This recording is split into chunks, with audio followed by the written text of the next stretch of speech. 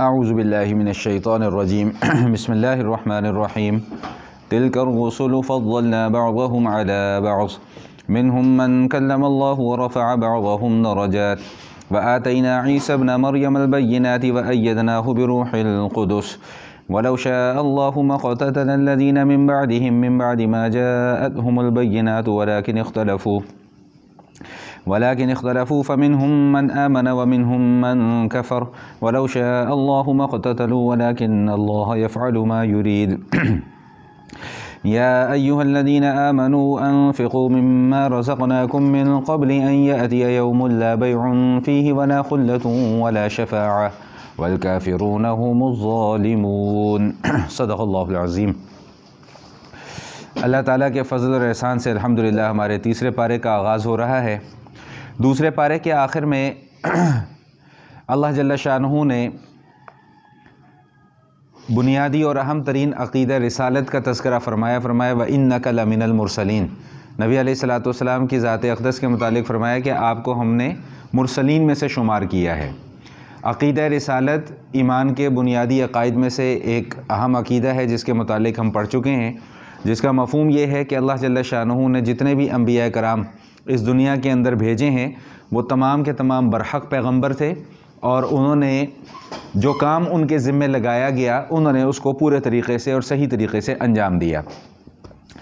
یہاں تیسرے پارے کے آغاز میں جس مضمون کو ذکر کیا گیا وہ اسی عقیدہ رسالت سے متعلق ہے کہ اللہ پاک ارشاد فرما رہے تلک الرسل فضلنا بعضهم علی بعض۔ یہ جو انبیاء کرام کی جماعت ہے ان میں سے ہم نے بعض انبیاء کرام کو بعض انبیاء کرام پر فضیلت بخشی ہے۔ اب وہ فضیلت کس اعتبار سے بخشی ہے کہ بعض پیغمبروں کو اللہ پاک نے یہ خصوصیت عطا فرمائی ہے کہ اللہ تعالیٰ نے ان سے براہ راست کلام کیا ہے، بغیر کسی فرشتے کے یا بغیر کسی واسطے کے، جیسا کہ حضرت موسیٰ علیہ السلام کہ جن کے متعلق ان کا لقب مشہور ہے کہ کلیم اللہ ہے، کہ اللہ تعالیٰ نے ان سے براہ راست کلام فرمایا ہے۔ آدم علیہ السلام کے متعلق آتا ہے کہ اللہ تعالیٰ نے ان سے براہ راست کلام فرمایا۔ حضور اقدس صلی اللہ تعالیٰ علیہ وسلم سے اللہ پاک نے معراج کے موقع پہ براہ راست کلام فرمایا۔ تو یہ ان انبیاء کرام کی ایک خصوصیت ہے اور ایک فضیلت ہے۔ اسی طرح عیسیٰ علیہ السلام کے متعلق یہاں پہ اللہ تعالیٰ نے ارشاد فرمایا کہ ہم نے عیسیٰ علیہ السلام کو بہت سارے معجزات دیے تھے، جن کا تذکرہ انشاءاللہ ابھی سورہ آل عمران کے اندر بھی آپ جا کر پڑھیں گے کہ اللہ پاک نے ایسے ایسے معجزات ان کو دیے تھے جو کسی اور پیغمبر کو اللہ تعالیٰ نے وہ معجزے نہیں دیے۔ لیکن یہاں پہ اصل میں جو بنیادی مسئلہ سمجھنے کا ہے وہ یہ سمجھنے کا ہے کہ انبیاء کرام کے درمیان میں جو فضیلت ہے یا کس کا درجہ زیادہ ہے کس کا درجہ کم ہے، اس کا آخرکار معیار کیا ہے اور ہمارے لیے اس حوالے سے کیا حکم ہے۔ میں چند ایک روایات اس ضمن میں آپ کے سامنے پیش کر دوں تاکہ مسئلہ جو ہے وہ سمجھنا آسان ہو جائے۔ حضور اقدس صلی اللہ تعالیٰ علیہ وسلم نے ایک موقع پہ یہ بات ارشاد فرمائی ہے کہ انبیاء کرام کو ایک دوسرے کے اوپر فضیلت نہ دو۔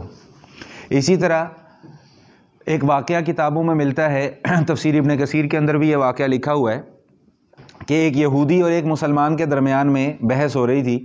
یہودی نے کہا کہ موسیٰ علیہ السلام کا درجہ زیادہ ہے، تو جو مسلمان صحابی تھے ان کو غصہ آ گیا، انہوں نے کہا جی حضور کا درجہ زیادہ ہے۔ دونوں میں بحث ہو گئی تو وہ مسلمان صحابی نے اس یہودی کو ایک تھپڑ مار دیا۔ یہودی نے جا کر نبی علیہ السلام کو شکایت کر دی کہ جی انہوں نے دیکھیں مجھے اس بنیاد پر تھپڑ مارا۔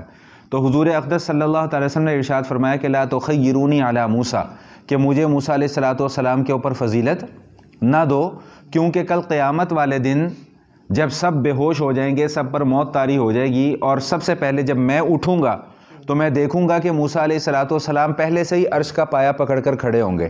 تو فرمایا کہ اب مجھے یہ نہیں پتا کہ موسیٰ علیہ السلام بے ہوش ہوئے یا نہیں، یا موسیٰ علیہ السلام کو اللہ تعالیٰ نے میرے سے پہلے اٹھا دیا، یعنی یہ بھی گویا کہ ان کی ایک فضیلت ہے۔ تو اب ان آیات سے تو یہ معلوم ہوتا ہے کہ انبیاء کرام کے درمیان میں فضیلت، احادیث سے معلوم ہوتا ہے کہ انبیاء کرام کے درمیان میں فضیلت کا اعتبار ہمیں نہیں کرنا چاہیے، لیکن قرآن یہ کہتا ہے کہ جی بعض انبیاء کو بعض انبیاء پر اللہ پاک نے فضیلت بخشی ہے۔ اسی طرح ایک روایت میں اور بھی آتا ہے کہ چند صحابہ آپس میں بیٹھ کر گفتگو کر رہے تھے، تو ایک صحابی نے کہا کہ جی موسیٰ کلیم اللہ ہیں، آدم جو ہیں وہ صفی اللہ ہیں، ابراہیم جو ہیں وہ خلیل اللہ ہیں علیہ السلام۔ تو اتنے میں نبی علیہ السلام تشریف لے اور فرمایا کہ انا حبیب اللہ، میں اللہ کا محبوب ہوں، ولا فخر، اور میں اس بات کے اوپر فخر نہیں کرتا۔ تو احادیث کو دیکھا جائے تو یہ بات معلوم ہوتی ہے کہ جی انبیاء میں سے کسی کو ایک دوسرے کے اوپر فضیلت نہیں دینی چاہیے۔ قرآن یہ کہتا ہے کہ ہم نے بعض انبیاء کو بعض انبیاء کے اوپر فضیلت بخشی ہے۔ تو اس مسئلے کا حل کیا ہے؟ اس مسئلے کا بڑا آسان سا حل یہ ہے کہ اپنی رائے اور اپنے علم کے مطابق کسی ایک نبی کو کسی دوسرے نبی کے اوپر فضیلت نہ دو۔ تمہاری رائے کے مطابق، یعنی میری اور آپ کی رائے کا کوئی اعتبار نہیں ہے۔ اللہ تعالیٰ سب کے خالق ہیں، اللہ تعالیٰ سب کے مالک ہیں، اللہ انبیاء کرام کے بھی خالق ہیں۔ اللہ تعالیٰ کی نظر میں جس نبی کا جو مقام ہے وہ اللہ جانتا ہے۔ میرے اور آپ کے لیے سارے کے سارے انبیاء پر ایمان لانا فرض قرار دے دیا گیا۔ ہاں البتہ اتنی بات ضرور ہے کہ درجے کے اعتبار سے، مقام اور مرتبے کے اعتبار سے جو افضلیت اللہ تعالیٰ نے رسول کریم علیہ الصلاۃ والتسلیم کو عطا فرمائی ہے وہ اللہ تعالیٰ نے کسی اور کو عطا نہیں فرمائی۔ باقی رہا یہ مسئلہ کہ جو حضور خود فرماتے ہیں کہ جی مجھے باقی انبیاء کرام پر فضیلت نہ دو، تو اس کا علماء نے بڑا پیارا جواب یہ لکھا ہے کہ دراصل حضور اقدس صلی اللہ تعالیٰ علیہ وسلم کی ذات اقدس پر تواضع اور عاجزی کا اتنا غلبہ تھا کہ تواضع اور عاجزی کی بنیاد پہ حضور نے یہ فرمایا کہ مجھے کسی دوسرے کے اوپر فضیلت نہ دو، یا یہ کہنے کا مقصد تھا کہ اپنی رائے کے مطابق جو ہے وہ کسی ایک کو کسی دوسرے کے اوپر فضیلت نہ دو۔ اسی طرح نبی علیہ الصلوۃ والسلام نے جو انبیاء کرام سے محبت ہے اس کا بھی ایک معیار اور اس کا بھی ایک پیمانہ جو ہے وہ بیان فرما دیا۔ ارشاد فرمایا کہ مجھے میرے ساتھ میری تعریف کے اندر اور میری محبت کے اندر اس طرح غلو نہ کرو کہ جس طرح عیسائیوں نے کیا۔ انہوں نے عیسیٰ علیہ الصلوۃ والسلام سے محبت کی اور اتنا غلو کیا کہ عیسیٰ علیہ الصلوۃ والسلام کو اللہ کا بیٹا قرار دے دیا۔ تو نبی کریم علیہ الصلوۃ والتسلیم ارشاد فرماتے ہیں کہ میری محبت میں بھی اتنا غلو نہیں کرنا کہ تم کہیں مجھے خدا کے برابر میں لا کر نہ کھڑا کر دو۔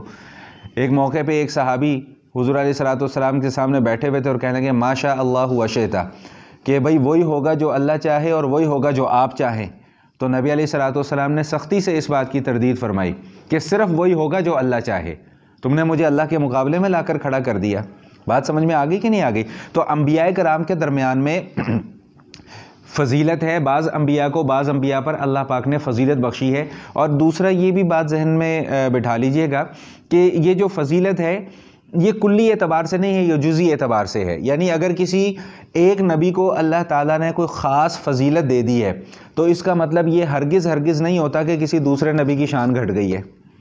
جیسے موسیٰ علیہ الصلوۃ والسلام کو اللہ تعالیٰ نے یہ خصوصیت دے دی کہ اللہ نے ان سے براہ راست کلام فرمایا ہے، تو اس کا مطلب یہ نہیں ہے کہ باقی انبیاء کرام کا مقام نیچے ہو گیا، ان کو اور اللہ تعالیٰ نے فضیلتیں دی ہیں اور اللہ پاک نے ان کو معجزات دی ہیں۔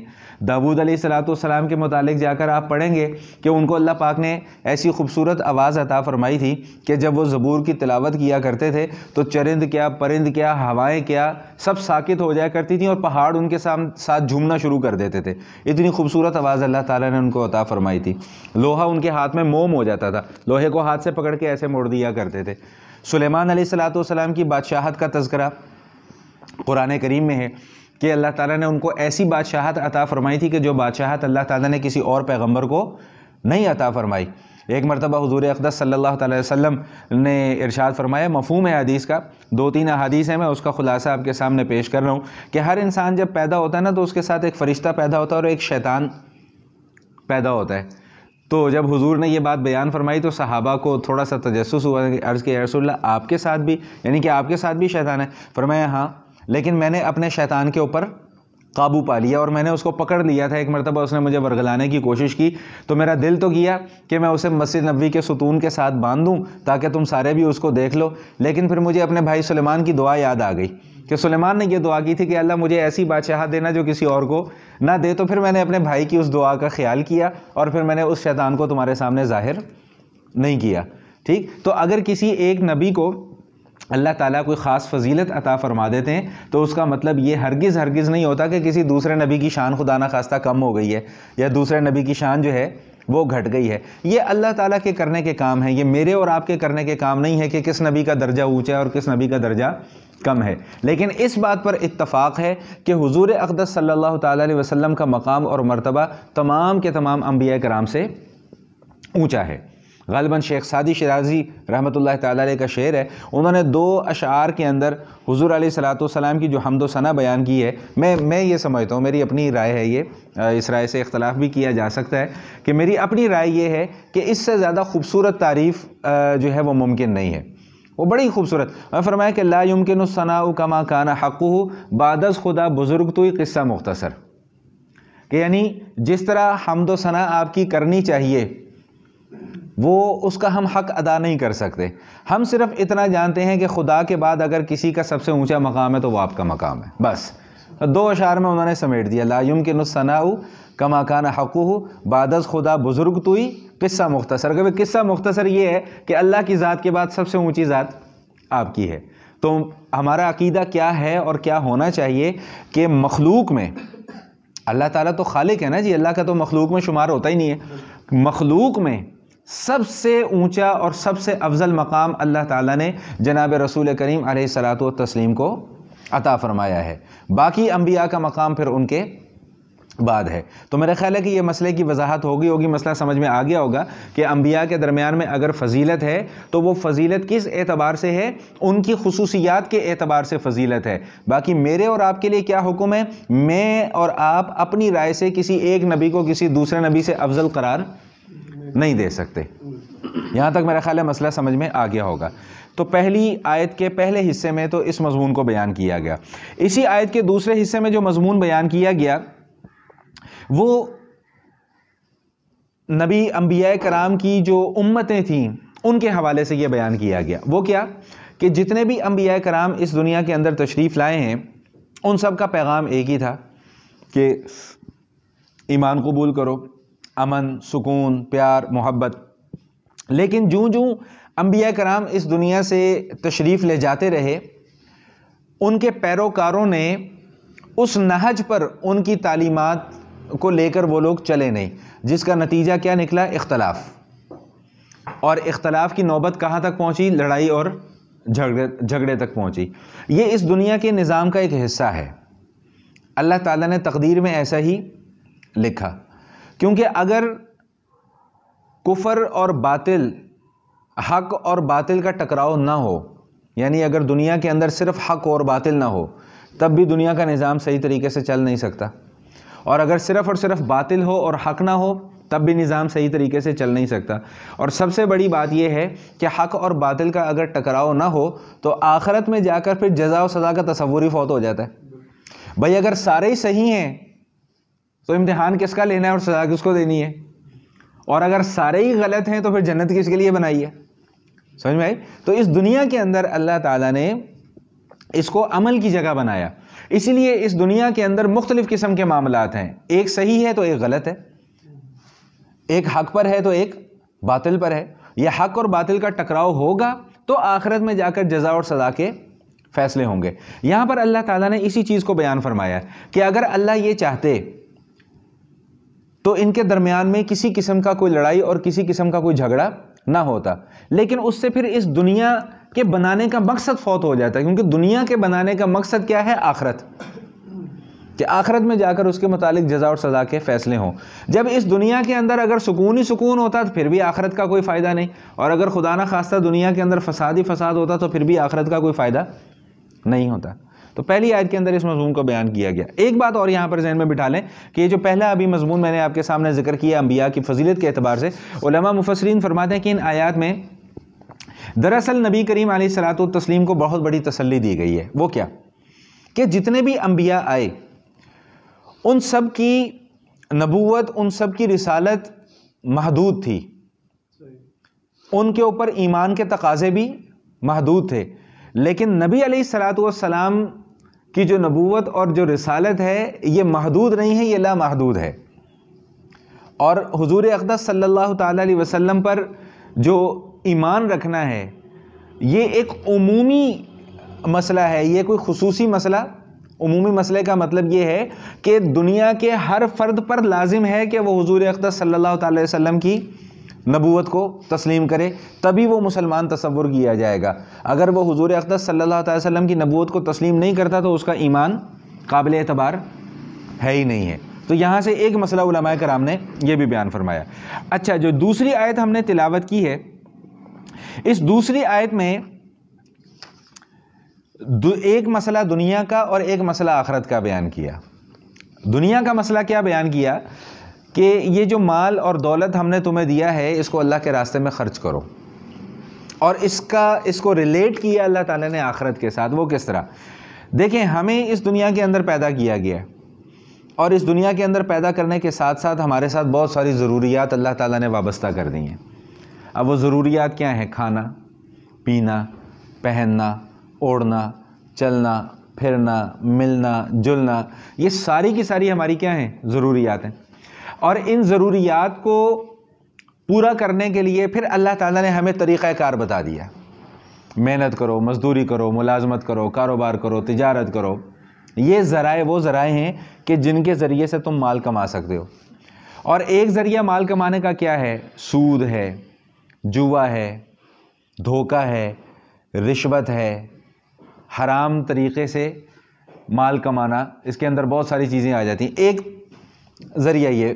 اب ان دونوں ذریعوں میں سے ایک ذریعے کو اللہ نے پسند فرمایا اور دوسرے ذریعے کو اللہ پاک نے ناپسند فرمایا. جو ایک اسلام کا تصور ہے اور ایک جو کفر کا تصور ہے، اس کے اندر بنیادی فرق یہی ہے. کفر کا تصور کیا تصور پیش کرتا ہے؟ کفر یہ تصور پیش کرتا ہے کہ دنیا کے اندر ہمیں صرف اور صرف اپنی خواہشات کی تکمیل کرنی ہے.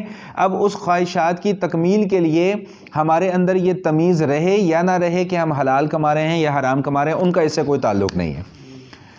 اس کی مقابلے میں اسلام کیا تصور پیش کرتا ہے کہ بھئی خواہشات تم نے اپنی پوری کرنی ہے، لیکن صرف وہ خواہشات جو جائز خواہشات ہیں. اور جائز خواہشات کو بھی کس طریقے سے پورا کرنا ہے؟ جو طریقہ اللہ نے جائز قرار دیا. اسلام کا تصور یہ ہے کہ رزق کا تعلق براہ راست کس کے ساتھ ہے؟ اللہ کی ذات کے ساتھ ہے. اور کفر کا تصور کیا ہے کہ رزق کا تعلق میری محنت کے ساتھ ہے، میری سٹرگل کے ساتھ ہے. اکثر لوگوں کو آپ نے یہ جملہ کہتے ہوئے سنا ہوگا کہ جی فلاں جو ہے نا جی وہ سیلف میڈ ہے. تو میں ان کو یہ کہا کرتا ہوں کہ what do you mean by self made? یہ سیلف میڈ کیا ہوتا ہے؟ بھائی اللہ تعالیٰ نے طاقت دی، اللہ تعالیٰ نے ہمت دی، محنت کی، جس کا نتیجہ کیا نکلا کہ آپ نے کچھ کما لیا، کچھ کھا لیا، کچھ پہن لیا. قارون کا تذکرہ آپ آگے جا کے پڑھیں گے کہ قارون کے پاس خزانے تھے، اور اتنے خزانے تھے کہ کئی سو اونٹ اور کئی سو پہلوان اس کے خزانوں کی چابیاں لے کر چلا کرتے تھے. اتنا خزانہ تھا اس کے پاس. تو ایک مرتبہ وہ لوگوں کو دکھانے کے لیے، اپنے خزانے کی نمائش کرنے کے لیے ایسے ہی نکلا اور بڑے کر و فر کے ساتھ نکلا.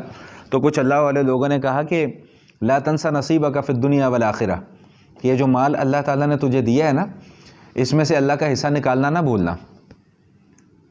تو اس نے تکبر کیا اور اس نے کہا کہ انما اوتیتہ علی علم عندی، I am a self made person, یہ میں نے خود اپنی محنت سے کمایا ہے، اللہ کا حصہ میں کیوں نکالوں اس میں سے؟ جس کا نتیجہ کیا ہوا کہ اللہ تعالیٰ نے اس کو اس کے خزانوں سمیت زمین کے اندر دفن کر دیا. یہ آگے جا کے آپ پڑھیں گے. تو میں یہ عرض کرنا چاہ رہا تھا کہ ایک تصور اسلام کا ہے اور ایک تصور کفر کا ہے. کفر کا تصور کیا ہے کہ رزق میں اپنی محنت سے کماتا ہوں، اور اس رزق کو کمانے کے لیے میرے اوپر کسی قسم کی کوئی پابندی نہیں ہونی چاہیے. اسلام کا تصور کیا ہے کہ رزق کہاں سے آتا ہے؟ اللہ کی طرف سے آتا ہے. تو جب رزق اللہ کی طرف سے آتا ہے تو اس کو خرچ بھی کیسے کرنا ہے؟ اللہ کی مرضی کے مطابق کرنا ہے. اور کمانا بھی کیسے ہے؟ اللہ کی مرضی کے مطابق. اسی چیز کو اللہ تعالیٰ نے آخرت کے ساتھ ریلیٹ کیا ہے. وہ کس طرح کہ بھئی یہ جو دنیا کے اندر تم زندگی گزار رہے ہو نا، اس دنیا کی زندگی میں تمہارے ذمہ دو کام ہیں، کمانا اور خرچ کرنا. کمانا بھی طریقے سے ہے اور خرچ بھی طریقے سے کرنا ہے. کمانے کے اندر ناجائز ذرائع کو اختیار نہیں کرنا، اور خرچ کرنے میں بھی ناجائز ذرائع کو اختیار نہیں کرنا. اور اللہ فرما رہے ہیں کہ یہ تعلیم ہم تمہیں کیوں دے رہے ہیں؟ یہ تعلیم ہم تمہیں اس لیے دے رہے ہیں کہ ایک تصور ہم تمہارے سامنے اور پیش کر رہے ہیں، اور وہ آخرت کا تصور ہے، آخرت کے دن کا تصور ہے. اور وہ آخرت کا دن کیسا دن ہے کہ جس دن نہ تمہارا کوئی مال وہاں پر کام آنا ہے، نہ تمہاری اولاد وہاں پر کوئی کام آنی ہے، نہ تمہاری دوستیاں یاریاں وہاں پر جا کر کام آئیں گی. اس لیے اس دن کے آنے سے پہلے یہاں پر تیاری کر لو. کیا کمایا، کیا خرچ کیا، اس کے متعلق آخرت میں جا کر سوال ہونا ہے. یہ تصور یہاں پر دراصل یہ پیش کیا جا رہا ہے کہ وہاں پر تمہارے یہ جو دوست احباب ہیں نا، یہ تمہارے دشمن بن جائیں گے. قرآن خود یہ بات بتاتا ہے، الاخلاء یومئذ بعضهم لبعض عدو، کہ قیامت والے دن جو یہاں دنیا کے اندر دوست ہوں گے وہ ایک دوسرے کے دشمن بن جائیں گے.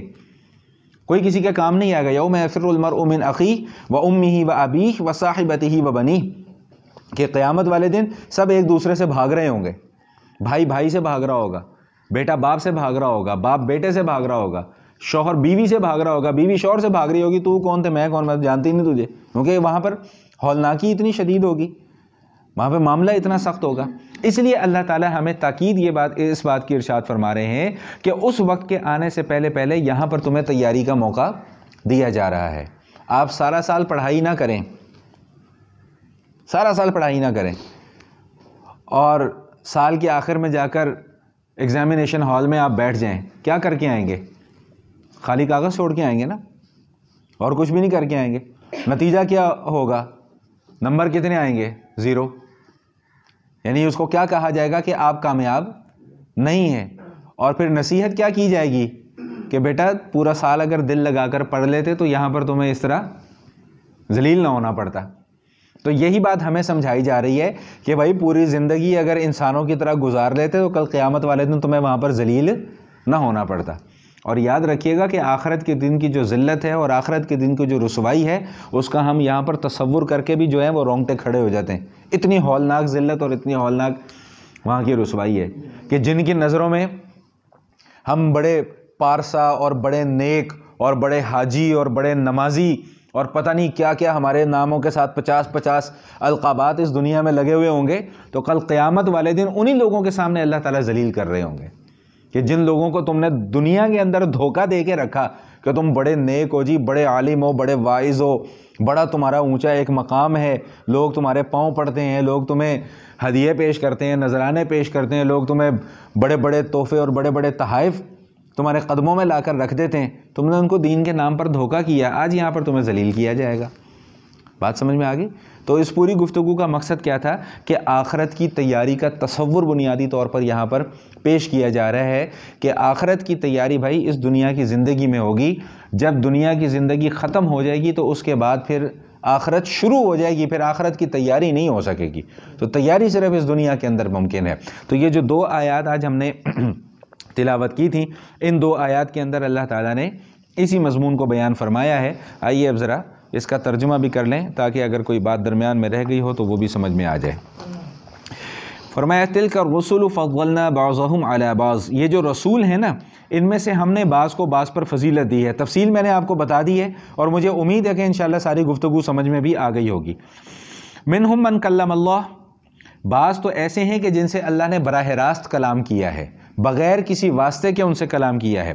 ورفع بعضهم درجات، اور بعض ان میں سے ایسے ہیں جن کے درجات کو اللہ پاک نے بہت بلند کیا۔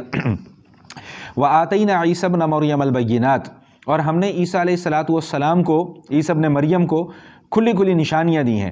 وأیدناہ بروح القدس، اور ہم نے ان کی تائید کی ہے فرشتے کے ذریعے۔ اچھا، یہاں پہ علماء نے ایک اور نقطہ بھی لکھا ہے کہ کسی نبی کا یہاں پر نام نہیں لیا گیا، صرف عیسیٰ علیہ السلام کا خصوصیت کے ساتھ تذکرہ کیا گیا۔ کیوں تذکرہ کیا گیا؟ یہ بتلانا مقصود ہے کہ جو یہ عیسائی عقیدہ رکھتے ہیں عیسیٰ علیہ السلام کے متعلق وہ درست نہیں ہے۔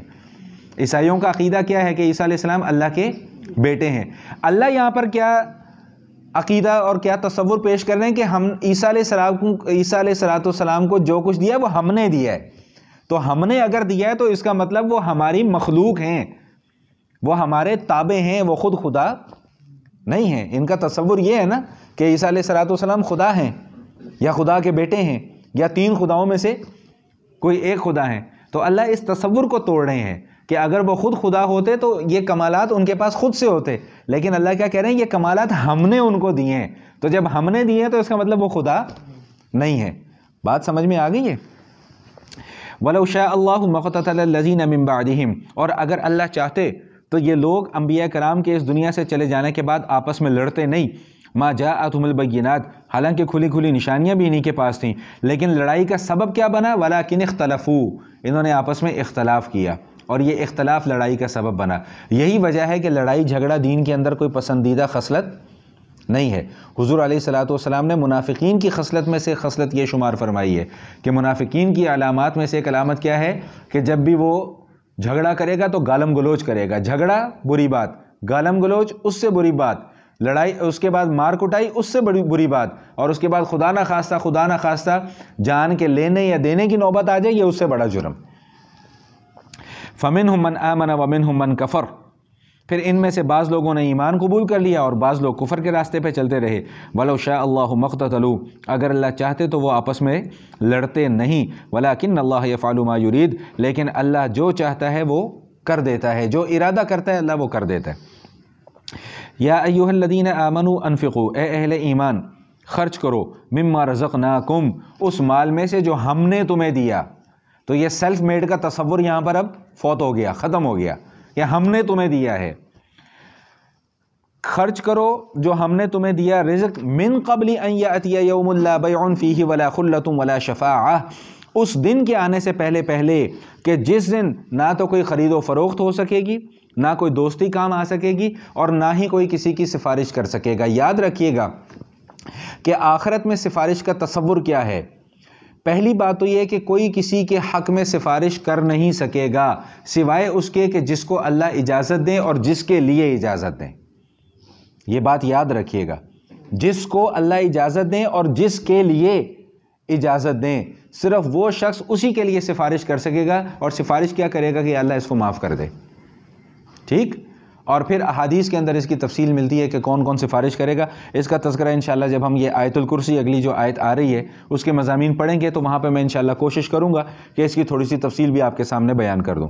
اور پھر فرمایا کہ والکافرون هم الظالمون، اور کافر لوگ جو ہیں دراصل ظلم کرنے والے جو ہیں وہ یہی لوگ ہیں. ظلم کا معنی کیا ہوتا ہے؟ ظلم کا معنی ہوتا ہے کہ وضع شیء فی غیر محلہ، کہ کسی چیز کو اس کے مقام اور مرتبے سے اٹھا کر ایسی جگہ پر لا کر رکھ دینا جو اس کا مقام اور مرتبہ نہیں ہے. ٹوپی ہے، یہ سر پر پہننے کی چیز ہے. اب اس ٹوپی کو اگر پاؤں پر کوئی رکھ لے گا تو یہ اس ٹوپی کے ساتھ کیا ہوگا؟ ظلم ہوگا. تو کافروں کو ظالم کس اعتبار سے کہا جا رہا ہے؟ کافروں کو ظالم اس اعتبار سے کہا جا رہا ہے کہ اس دنیا کی زندگی میں ان کا کام کیا تھا کہ اللہ پر ایمان لائیں، لیکن انہوں نے اللہ پر ایمان قبول نہیں کیا بلکہ دوسری چیزوں پر، اللہ کی مخلوق پر ایمان قبول کرتے رہے. یہ انہوں نے ظلم کیا. بات سمجھ میں آ گئی؟ وآخر دعوانا ان الحمدللہ رب العالمین.